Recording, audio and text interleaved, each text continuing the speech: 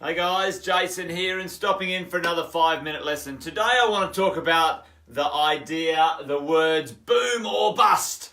It gets candied around or handed around many times in different markets. Real estate market is quite popular at the moment.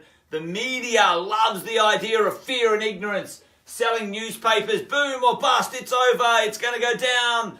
Watch out, Chicken Little, run for the hills.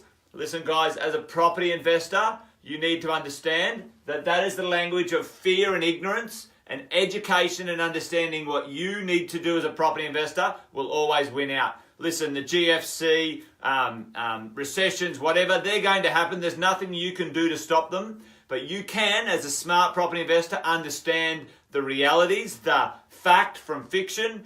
As a property investor, you can plan, you can put aside buffers and so on. Today I want to talk about boom or bust, and we're going to re-language that today to talk about, is it a seller's market? Is it a buyer's market? And you as a property investor need to understand what's going on. Let's have a quick look at the States and what's been happening of recent times. Let's have a look at Sydney. It's a favourite one for the moment. It's had a good long market run for 4 to 5 years. So it's climbed the mountain.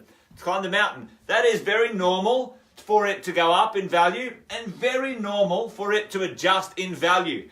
Every market often overshoots its reality of price. The last few little bits where people push, they think they're going to be missing out, they end up overspending. And so sadly, some people will have purchased at the top of the market. They're going to feel a little bit of pain if they don't know their numbers and they don't understand what it costs to own a property. That's why, as a property investor, you always got to know your own numbers. Certainly, in different markets, as it goes up a little bit, there is sometimes a cooling period, and we call it a flat period, but at that time it becomes a buyer's market. So I'm quite excited in a few key markets. It's buyer's time. It's a buyer's market at the moment. So for me, this is an opportunity to purchase in a marketplace for me that was too hot, too excited, overpriced 1 or 2 years ago for me. So as a smart property investor, not buying into the fear and ignorance, understanding that when the market is overpriced, you stay out of it. When the market reprices and gives us a buying opportunity, a buying signal, maybe that's a good time to sniff around for a bargain, get a discount, buy a property at a better location than you could have afforded before. So listen guys, boom and bust, absolute rubbish words. As a property investor, that will drive you mad. Is it selling time? Is it buying time? For you as a property investor, a few things you've got to understand. Let's have a look at the other couple of markets. Victoria's done quite well. Perth's gone sideways or down. Adelaide's had a little run. Hobart's having a go. That's gone down. This has gone sideways. Guys, there's all sorts of different markets. Actually, Canberra's done all right too. All sorts of different market activity at different times, and big words encompassing everything and absolute rubbish. You've got to dive in. You've got to get rid of the fear and ignorance promoted by the media, and you've got to understand what you need to do as a property investor. Let's go through it. You need to understand your numbers.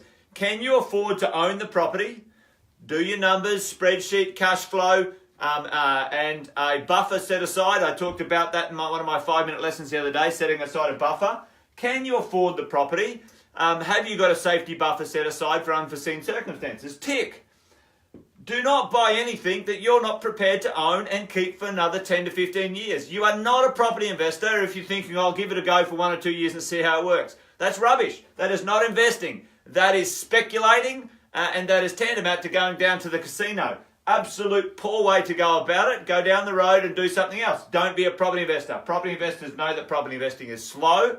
It takes time, and you need some patience. 10 to 15 years minimum, or don't get involved is my rules.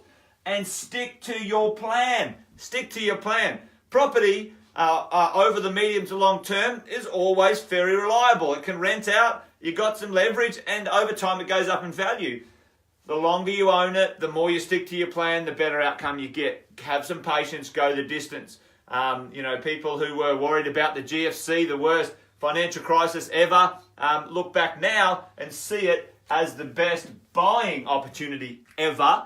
In Sydney, in 2008, 9 and 10, you could be purchasing properties for, half their value, if not 2/3 less their value to today. So it was a buying opportunity. So guys, understand different cycles have different times. It is very normal for a cycle to adjust in value. Sometimes the more expensive stuff adjusts further, the less expensive just adjusts less.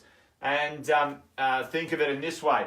Is it a seller's market? Is it a buyer's market? Is there opportunity for me to purchase? And maybe I just stay where I am and don't do anything if it's a seller's market, because you're getting the ride of the equity. So guys, hopefully that was interesting today. Bit of a lesson there, quick one.